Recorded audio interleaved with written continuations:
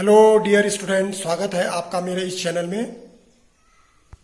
Hello students, आज हम उत्तराखंड के अंतर्गत झील, ताल, कुंड के बारे में बताएंगे। वैसे टॉपिक काफ़ी बड़ा है, पर जितना हो सके संभव मैं आपको ज़्यादा से ज़्यादा बताने की कोशिश करूँगा।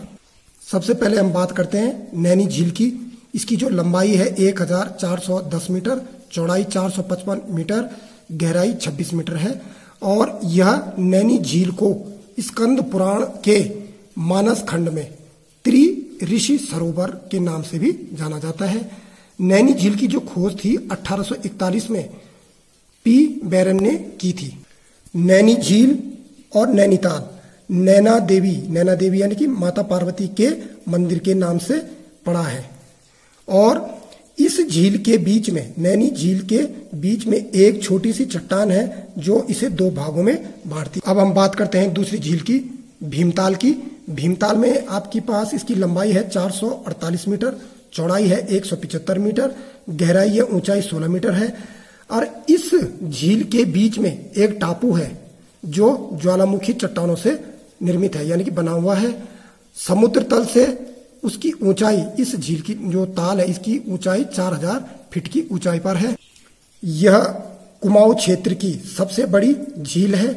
यह अंग्रेजी के सी लेटर के शेप की झील है। इस झील का नाम इसके भीमाकार होने के कारण पड़ा, यानी कि इसका आकार बहुत बड़ा है, इसके होने के कारण इसका नाम भीमताल पड़ा। परंतु कुछ विद्वानों ने इस ताल का संबंध पांडुपुत्र भीम से भी जोड़ते हैं। अब स्टूडेंट डिस्कस करते हैं सहस्त्रताल के बारे में। यह सहस्त्रताल गढ़वाल के तालों में आकार में सबसे बड़ा और सबसे गहरा ताल है। सहस्त्रताल के उत्तरी छोर पर सिद्धताल, नरसिंह ताल और लिंग ताल से निकलने वाली जो पिलंग गंगा का पानी धारा के रूप में बहना शुरू होता है। सहस्त्रताल 6000 मीटर की ऊंचाई पर स्थित होता है। अब हम डिस्कस करते हैं रूपकुंड के बारे में। रूपकुंड जो है चमोली जिले में स्थित है और इसकी ऊंचाई 16,500 फुट है। प्राचीन कथा के अनुसार शिव पार्वती ने कैलाश जाते समय इस कुंड का निर्माण करवाया था। कुंड के निर्मल जल में अपनी प्रतिबिंब यानी कि छाया को देखकर मां पार्वती स्वयं के रूप को देखकर मुक्त हो गई थी और अपने सौंदर्य का आधा भाग वहीं छोड़ गई थी। इसलिए भी ये काफी प्रसिद्ध है और वर्तमान में आप लोगों ने देखा होगा ये नरकंकालों के लिए काफी फेमस भी है। अब देखते हैं हम संतोपत ताल। ये जितनी भी ताल हैं जिले में बता रहे हैं, परीक्षा की दृष्टि से काफी महत्वपूर्ण है। संतोपत ताल, इस ताल के बारे में कहा जाता है कि इस के तीनों कोनों पर, एक कोने पर ब्रह्मा जी, एक कोने पर विष्णु जी और एक कोने पर महेश जी ने तपस्या की थी। अलकनंदा नदी इसी ताल से निकलती है, यानी कि अलकनंदा जो नदी है इसका जो मेन पॉइंट है वो कहाँ है? संतोपत ताल।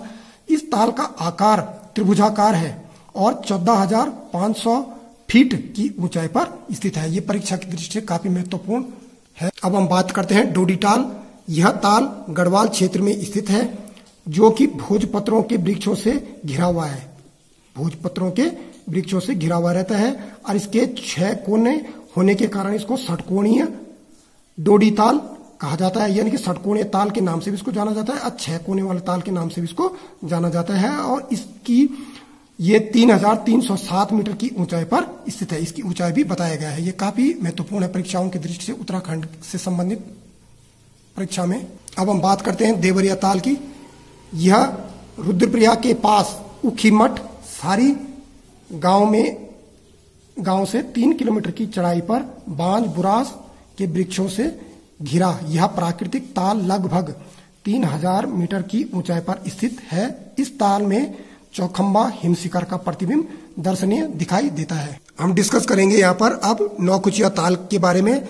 यह कुमाऊं क्षेत्र की सबसे गहरी झील है। इसकी जो गहराई 39 मीटर की है। इस ताल के 9 कोने हैं, इसीलिए इसका नाम नौकुचिया ताल है, काफी फेमस है। यहाँ पे नेक्स्ट ताल है खुरपा ताल। खुरपा ताल, यह ताल जानवर के खुर के आकार के समान प्रतीत होता है, यानी कि आप इसको बाहर से देखेंगे तो ऐसा लगेगा जैसे किसी जानवर का खुर होगा। इस तरह से इस ताल का आकार है, इसीलिए इसको खुरपा ताल कहा जाता है। बात करेंगे मासर ताल। यह गढ़वाल क्षेत्र के अंतर्गत आने वाला यह ताल है। यह भाई और बहनों के ताल के रूप में जाना जाता है, यानी कि भाई बहन के रूप रूप में जाने जाने वाला ताल। यदि प्रश्न आता है तो आप इसका जवाब लिखेंगे मासर ताल। आई होप व्यूअर्स आपको यह झील, ताल और कुंड से संबंधित जानकारी अच्छी लगी हो तो लाइक, शेयर, सब्सक्राइब, कमेंट करना ना भूलें।